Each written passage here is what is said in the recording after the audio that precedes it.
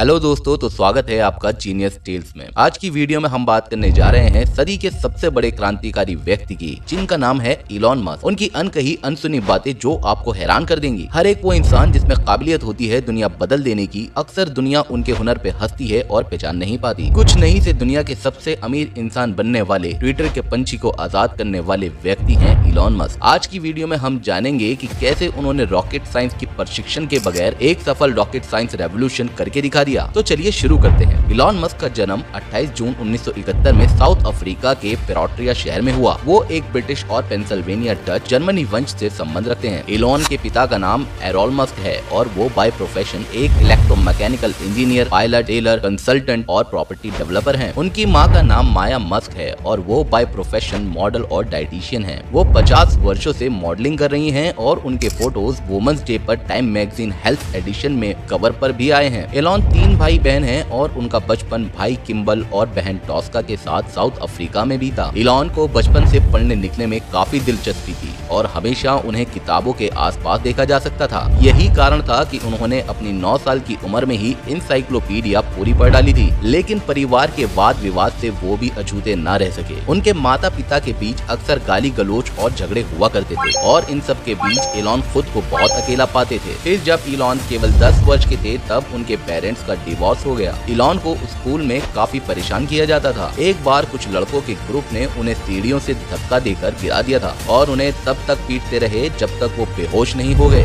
इसके बाद इलॉन को कई दिन हॉस्पिटल में भी बिताने पड़े। इसी वजह से वो अपने भाई बहन की तरह आम जिंदगी से नहीं जुड़ पा रहे थे। इलॉन को पढ़ना बेहद पसंद था, लेकिन पढ़ाई से वो दूसरों के बीच ज्यादा लोकप्रिय नहीं हो पाते थे। इलॉन का बस एक ही सहारा था और वो था टेक्नोलॉजी और उनसे जुड़ी बातें, और वो दिन रात उसी में डूबे रहते थे। उनके पेरेंट उनके इसी व्यवहार से डर गए थे। उन्हें लगता था कि कहीं उन्हें सुनने में कोई परेशानी तो नहीं होती, और फिर जल्दी ही उनकी दिलचस्पी कंप्यूटर और इलेक्ट्रॉनिक डिवाइसेस में बढ़ गई। जब उन्हें अपना पहला कंप्यूटर मिला तब उन्होंने केवल 10 साल की उम्र में ही कोड लिखना शुरू कर दिया था। एक समय उन्हें ऐसा लगा कि स्कूल की पढ़ाई से कुछ नहीं होने वाला, तब उन्होंने प्रोग्रामिंग शुरू कर दी और फिर केवल 12 साल की उम्र में उन्होंने कोडिंग के जरिए ब्लास्टर नाम का गेम बना डाला, जिसे बाद में उन्होंने $500 की कीमत पर पीसी एंड ऑफिस टेक्नोलॉजी नाम की कंपनी को बेच डाला। स्कूल में इलॉन को हमेशा बहुत अच्छे ग्रेड नहीं मिलते थे, लेकिन केवल उन सब्जेक्ट में जिन्हें वो पसंद नहीं करते थे। लेकिन जो सब्जेक्ट्स उनकी पसंद के थे, जैसे कि फिजिक्स और कंप्यूटर्स, उनमें उन्हें अक्सर हाईएस्ट ग्रेड्स ही मिलते थे। आज भी वो पढ़ाई करते हैं ताकि अपनी पसंद की फील्ड में वो अव्वल बन सकें। 1990 में इलॉन ने क्वीन यूनिवर्सिटी से अपनी पढ़ाई शुरू की और वहाँ 2 साल पढ़ने के बाद वो यूनिवर्सिटी ऑफ पेंसिल्वेनिया शिफ्ट हो गए, जहाँ से उन्होंने 1995 में bachelor of arts in physics and bachelor of science economics की डिग्री हासिल की। और फिर इलॉन पीएचडी करने के लिए कैलिफोर्निया शिफ्ट हो गए। लेकिन दोस्तों, आप ये जानकर हैरान हो जाएंगे कि रिसर्च शुरू होने के केवल 2 दिन में ही उन्होंने अपनी पढ़ाई छोड़ दी और एक सफल व्यवसाय बनने के लिए अपने कदम बढ़ा लिए। 1995 में इलॉन ने अपने भाई के साथ Zip2 नाम के एक सॉफ्टवेयर कंपनी की स्थापना की, जिसमें इलॉन ने $22,000 निवेश किए, जिसे आगे चलकर कॉम्पैक्ट ने 307 मिलियन जैसी बड़ी रकम देकर खरीद लिया और इलॉन को अपने 7% शेयर के मुताबिक $22 मिलियन मिले। और फिर इलॉन ने 1999 में X.com कंपनी की स्थापना की,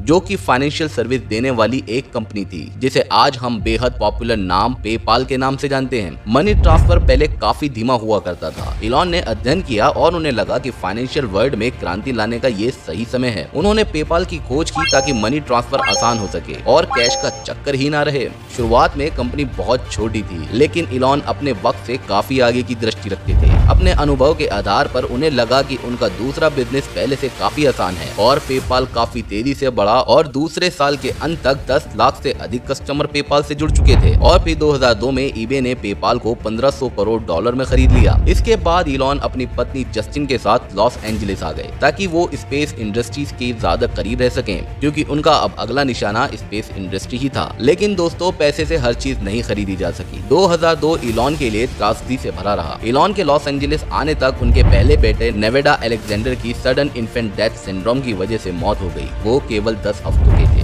उसी हफ्ते इलॉन का नेट वर्थ भी काफी बढ़ गया था। इलॉन ने अपने पहला $1 बिलियन तो कमा लिया था, लेकिन अपने बेटे की जान नहीं बचा पाए। इसके बाद इलॉन ने कभी अपने पहले बेटे के बारे में बात नहीं की। इसके बाद उनकी पत्नी ने IVF की मदद से पहले ट्विंस को और बाद में ट्रिपलेट बच्चों को जन्म दिया। नेवाडा की मौत के बाद से ही एलोन अपने काम में काफी बिजी रहने लगे और उनकी पत्नी को ये महसूस होने लगा कि घर के सामान की तरह वो भी जैसे कोई वस्तु हैं। दोनों के बीच काफी नोकझोंक होने लगी और धीरे धीरे वो दोनों एक दूसरे से काफी दूर होने लगे और फिर आखिरकार 2008 में उन दोनों का डाइवोर्स हो गया। 2010 में उनकी मुलाकात हुई उनकी दूसरी पत्नी ब्रिटिश एक्टर टलोरा रॉयली से। सिर्फ 10 दिन तक डेट करने के बाद ही इलॉन ने उन्हें प्रपोज कर दिया। बाद में उनके बीच डाइवोर्स हो गया, लेकिन फिर उन्होंने बाद में दोबारा शादी कर ली। पहली बार 2013 में और दूसरी बार 2016 में उनकी शादी टूट गई। तो दोस्तों ये थी कहानी इलॉन के जीवन से जुड़े उतार चढ़ाव की, जिसने इलॉन के जीवन को ही बदल के रख दिया। लेकिन अब हम आपको उनके जीवन का वो हिस्सा बताने जा रहे हैं जिसने दुनिया ही बदल के रख दी। 2002 में इलॉन ने एरोस्पेस मैन्युफैक्चरर और space transport service company SpaceX शुरू की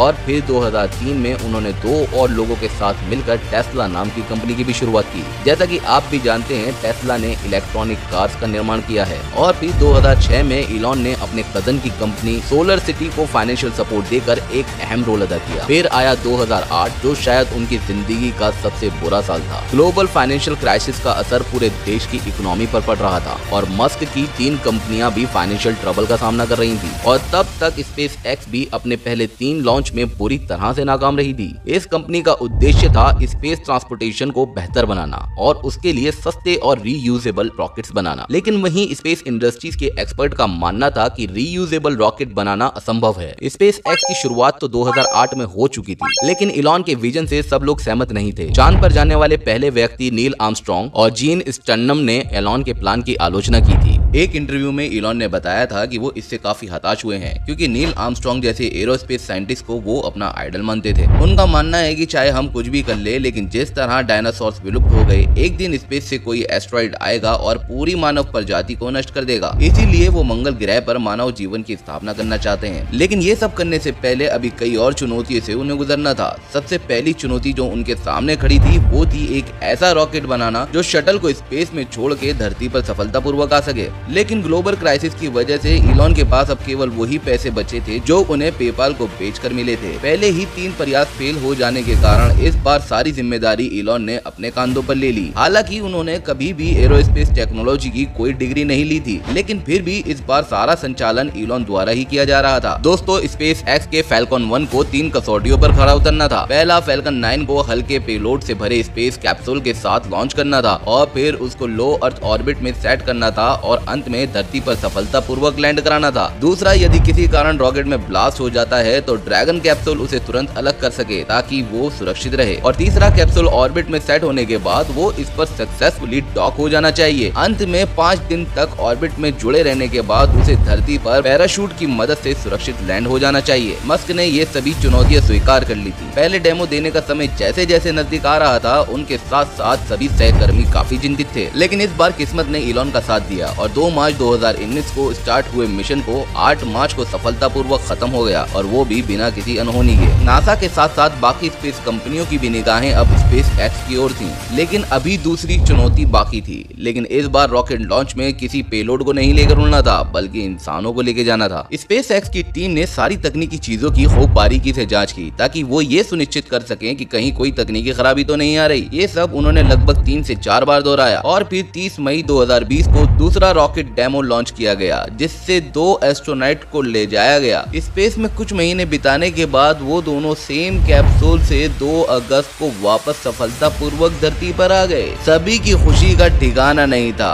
दिवालिया होने की कगार तक पहुंच चुकी SpaceX को अवार्ड के तौर पे मिले नासा के $1.6 billion commercial resupply service contract. दोस्तों, भविष्य में इलॉन इंसानों को मंगल ग्रह पर बसाना चाहते हैं और इसी के लिए उन्होंने नए कई प्रोजेक्ट स्टार्ट भी कर दिए हैं। एक इंटरव्यू में इलॉन ने बताया कि यदि कभी वो रिटायर हुए तो अपना बाकी वक्त मंगल ग्रह पर बिताना चाहते हैं। दोस्तों, क्या इस बात की कोई सीमा है कि आपकी कल्पना हकीकत को कहां तक ले जाएगी? इलॉन ऐसे व्यक्ति हैं जो इसके बारे में शायद नहीं सोचते। जिस प्रकार से भविष्य को वो देखते हैं शायद उसकी कल्पना भी कर पाना मुश्किल है। इलॉन मस्क ने एक ऐसा बचपन बिताया जहां उन्हें सभी परेशान किया करते थे, लेकिन वो अपने दम पर सीईओ बने, और वो भी एक कंपनी के नहीं बल्कि अनेकों कंपनीज के। उन्होंने साबित कर दिखाया कि कुछ ऐसा करके दिखाओ जिसे सब नामुमकिन ही समझते हैं। दोस्तों, ये थी कहानी इलॉन मस्क के जीवन की। यदि आप भी उनके जीवन परिचय से प्रभावित होते हैं तो हमें कमेंट करके जरूर बताएं। अंत तक बने रहने के लिए धन्यवाद। कृपया करके चैनल को सब्सक्राइब करना और वीडियो को लाइक करना ना भूलें। जय हिंद, जय भारत।